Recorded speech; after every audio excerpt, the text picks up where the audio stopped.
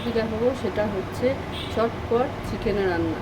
তার জন্য আমি একটা পাত্র নিয়ে নিয়েছি। পাত্রটা আমি পেঁয়াজ দিয়ে দেব। ওভেনটা কিন্তু এখনো ধরানো হয়নি। যেমন মাংস থাকবে সেরকম পেঁয়াজ দেব। আর এটাতে একটু বেশি পেঁয়াজ দিলেই ভালো লাগে এই মাংসটায়। তাই জন্য আমি এই মাংসটায় বেশি পেঁয়াজ দিলে ভালো লাগে বলে আমি বেশি পেঁয়াজ দিচ্ছি।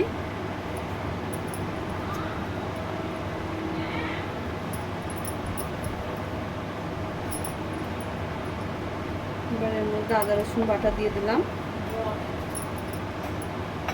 আমি দিয়ে রান্না করবো সাদা তেল দিয়ে। 1 টেবিল চামচ দিলাম সাদা তেল, আন্দাজ মতন, আন্দাজ করে দিলাম।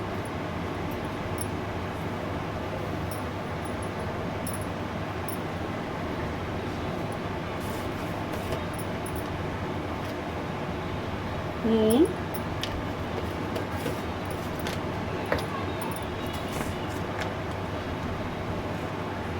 হলুদের গুঁড়ো 1.5 চা চামচ দিলাম হলুদের গুঁড়ো,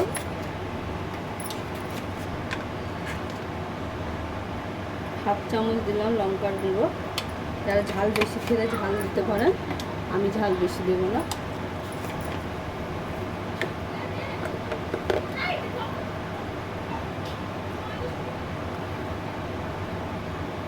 দেড় চা চামচ দিলাম ধনে জিরের গুঁড়ো।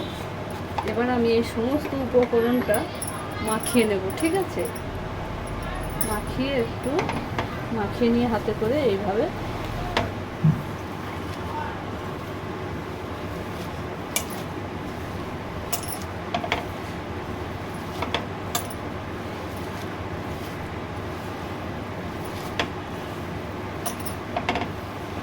এবারে যেরকমভাবে পেঁয়াজটা আমরা দেব তার স্বাদটা চিকেনে অন্যরকম হবে। ভেজে দিলে একরকম, একদম লাল করে ভেজে দিলে একরকম, আবার এই কাঁচা পেঁয়াজ এরকমভাবে মাখিয়ে দিলে আর একরকম। ওই জন্য আমি সাদা তেল দিলাম, গন্ধ লাগবে বলে, সর্ষের তেল দিলাম না, ঠিক আছে? এইভাবে একটু মেখে নিতে হবে, রসগুলো যাতে বেরিয়ে যায় পেঁয়াজের।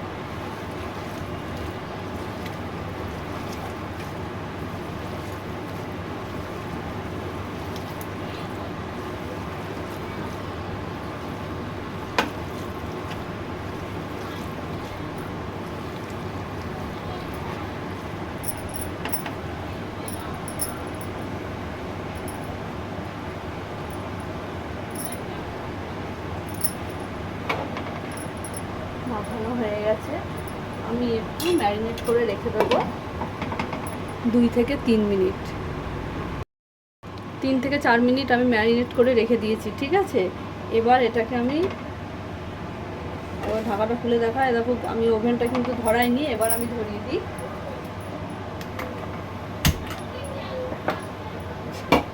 এবার এটাকে আমি রান্না করতে দিয়ে দিলাম, ঠিক আছে? আবার পরে দেখাচ্ছি। দেখায় কেমন ফুটে গেছে, দেখো পেঁয়াজটা। এই মশলাটা ম্যারিনেট করে ফুটতে দিয়েছি। দেখো এবার একটু নেড়ে দেবো। যখনই ফুটে উঠবে তখনই কিন্তু ওটাকে নেড়ে দিতে হবে, কারণ বসে যাবে তা না হলে। আমি এতে কিন্তু বেশি পানি দেবো না, খুব প্রয়োজন না হলে আমি পানি মেশাবো না। এইভাবে কিন্তু মুরগির মাংস করলে খুব দারুণ টেস্ট লাগে। এরকম আমি খুব ভালো করে চিকেনটাকে পরিষ্কার করে ধুয়ে নিয়ে অনেকক্ষণ আমি পানি ঝরাতে দিয়েছিলাম। এবার সবটা এর মধ্যে দিয়ে দিলাম।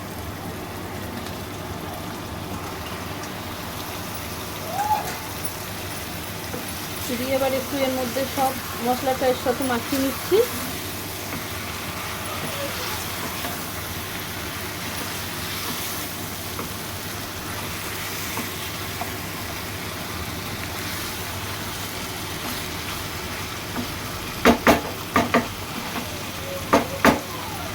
এবার মাখানো হয়ে গেছে। আমি এটাকে আবারও ঢাকা দিয়ে দিলাম এবং একদম সিমে করে দিলাম। আমি 5 মিনিট একে সিমে বসিয়ে রেখে দিয়েছি, কারণ আমার পানি না দেওয়ার ইচ্ছাটাই বেশি, পানি না দিয়ে এই রান্নাটা হবে, তাই জন্য আমি একটু সিমে বসিয়ে দিয়েছিলাম। এবার আঁচটা আমি জোরে দিচ্ছি। দেখো দেখো আস্তে আস্তে পানি বার হচ্ছে।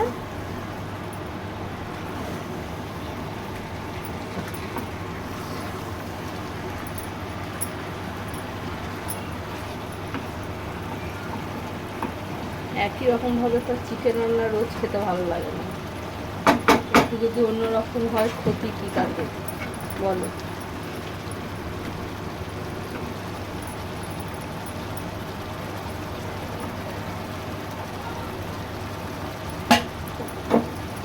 নেড়ে দিলাম। এটা কিন্তু ঢাকা দিতে হবে আর বারবার একটু নেড়ে দিয়ে রান্না করতে হবে, যাতে না পেঁয়াজটা ধরে যায়। দেখো এবার দেখা যায় একবার, আমি 2-3 মিনিট ফুটছে, ঢাকাটা খুলে নিয়েই খুলে দেখাচ্ছি। দেখো কতটা পানি বেরিয়ে গেছে। এতেই কিন্তু এবার চিকেনটা সেদ্ধ হয়ে যাবে, বুঝেছো?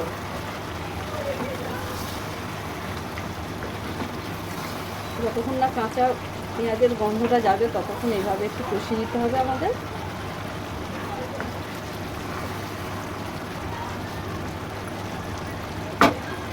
আর একটু তেল দিতে হবে, বুঝলে, যেহেতু সাদা তেল ওই জন্য আমি তেলটা একটু কম দিয়েছিলাম, যে লাগলে পরে দেবো। এটা তেলের ওপরে হলেই ভালো লাগবে।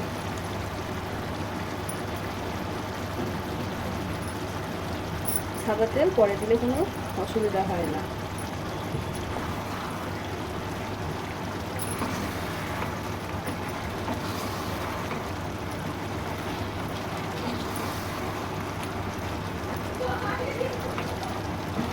এবার আমি যতক্ষণ না মাংস আর চিকেনটা না সেদ্ধ হচ্ছে, আমি একদম সিমে বসিয়ে ঢাকা দিয়ে দিলাম। কত সুন্দর তেলের ওপর দাঁড়িয়ে গেছে।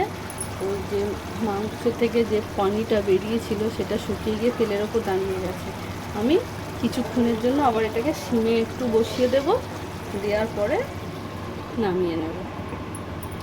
10 মিনিট সিমে বসিয়ে রাখবো, ঠিক আছে? যদি মনে হয় যে আমার নেড়ে দিতে হবে, বসে যাচ্ছে, একটু নেড়ে দেবো।